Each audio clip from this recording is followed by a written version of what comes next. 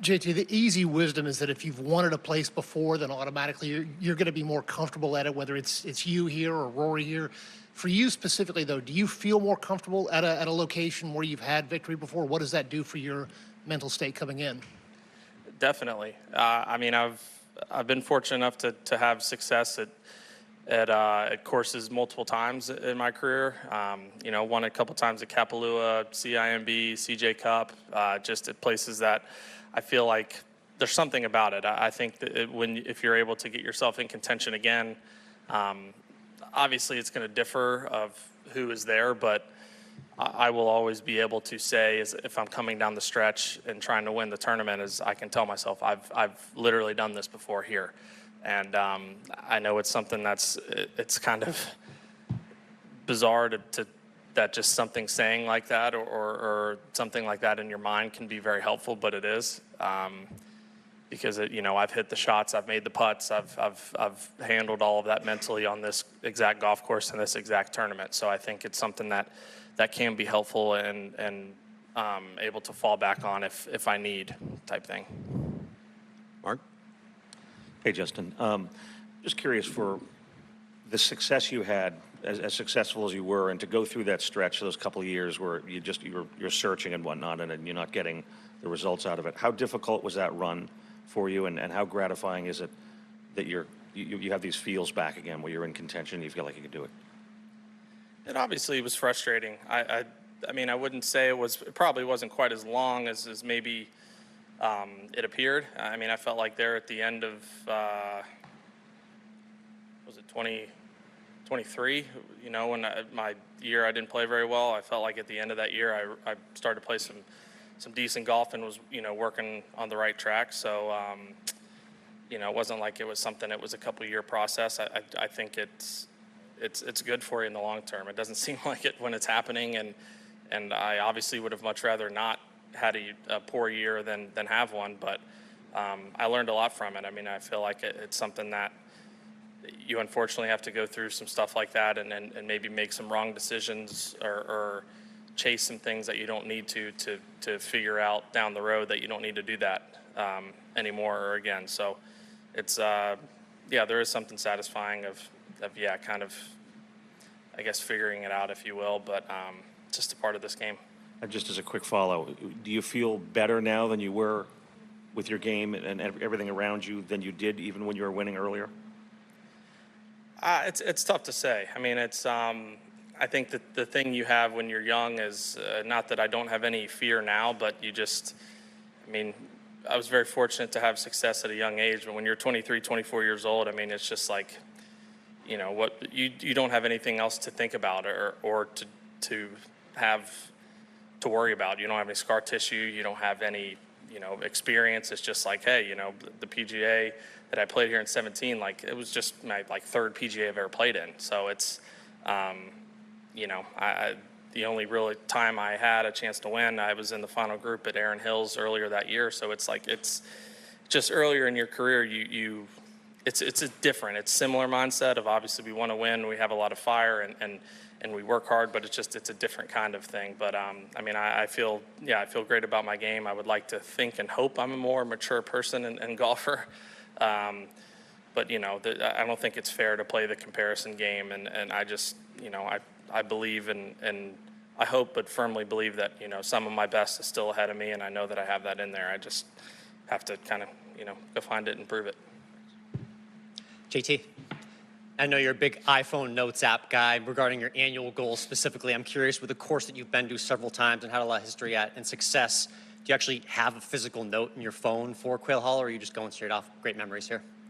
For this event? No, I don't do anything for specific events.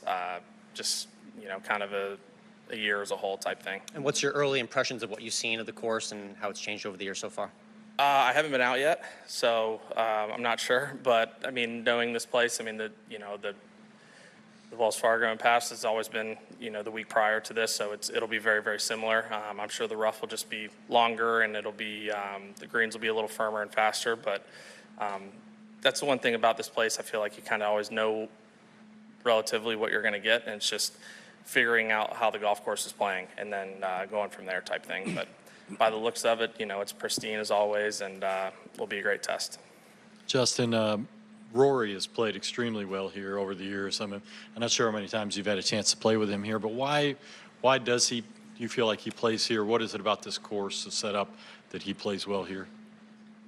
I mean, first and foremost, he's really, really good at golf, so that definitely helps. I would argue he's the best driver of the ball I've ever seen, and that is extremely important here. But I think his shot shape, I think this golf course fits a high draw really, really well. There's a lot of tee shots, whether it's holding fairways or fitting dog legs, taking bunkers out of play, whatever it is. And then, I mean, he just has, when he's on, he has such control with that driver. It seems like he can hit it, in a window and an area that some guys are trying to hit short irons. And, I mean, that's a tremendous advantage or threat at any golf course, but I feel like a place like this where it doesn't necessarily require a lot of thought or strategy off the tee. It's generally, pulling out driver, and I need to hit this as far and straight as possible. And he's really, really good at that. So I think, that's something, like I said, is an advantage at any golf course, but I think just the shot shape and that is a good combination. We'll take a few more. Let's go to 9, 17, and then 19, please. On Sunday night, we get your very, very immediate thoughts on how the tournament finished, but is there any element the last 2 days of going back and watching like the game tape to have some different takeaway arise from kind of how it went down? Of this past week? Yeah.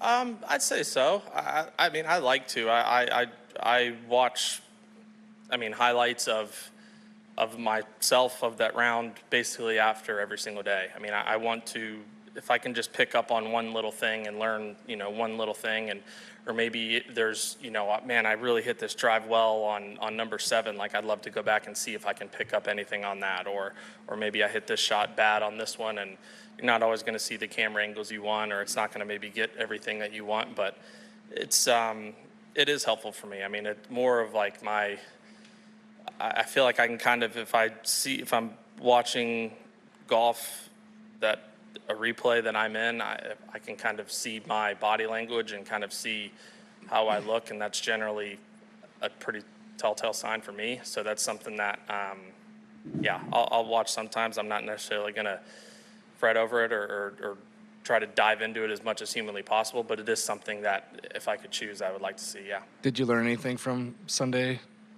from what you watched? I didn't necessarily need to see anything. I mean, I was very, very comfortable and felt like I did a great job all day. 16 was the only thing I was a little upset with myself. I felt like after not birdieing 15, and I felt like they were both going to birdie 15, I just felt like I pushed that a little. I mentally was like, I need to make birdie here on 16, and unfortunately, those last 3 holes were all very difficult, but I couldn't make 4. That was the thing. A birdie would have been helpful, but I absolutely could not make 4. And I don't know if you could have walked up there and put it really in a worse place than I hit it. So that was the only thing I was upset with myself, is that I was so patient and kind of stuck to my game plan and picked my spots all day. And then, I made just a little bit of an emotional decision of trying to take on, a tough pin from 220 yards. Because I felt like I needed to, as opposed to just kind of letting it play out type thing. Up top to Shane. Justin, looking at the major parts of the game, driving, approach, putting around the green, if you were forced to trade one of those parts of the game in with anyone who's currently playing, what part of the game would it be and who would you trade it with?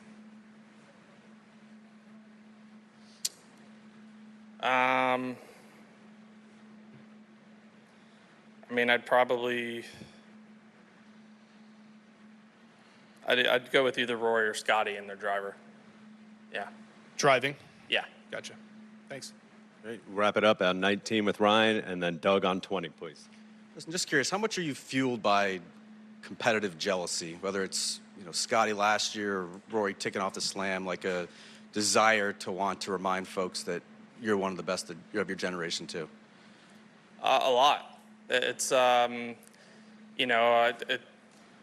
I remember that a lot from, my first couple of years on tour, and Jordan having a lot of success and playing well. And it is, over your course of your career, you're obviously, it's not like you know, when you're in college and you have someone that turns pro early and they're winning tour events and you're like, you know, I've beaten him before, or kind of thing. It's like we obviously all beat each other quite often, but it's, you know, I have a lot of faith in a lot of ability and or trust in my ability and feel like I have confidence and I feel like what I can do. So I told Jill after watching the Masters, it was like, of course, and obviously I knew I've always wanted to win the Grand Slam, want to win all the majors.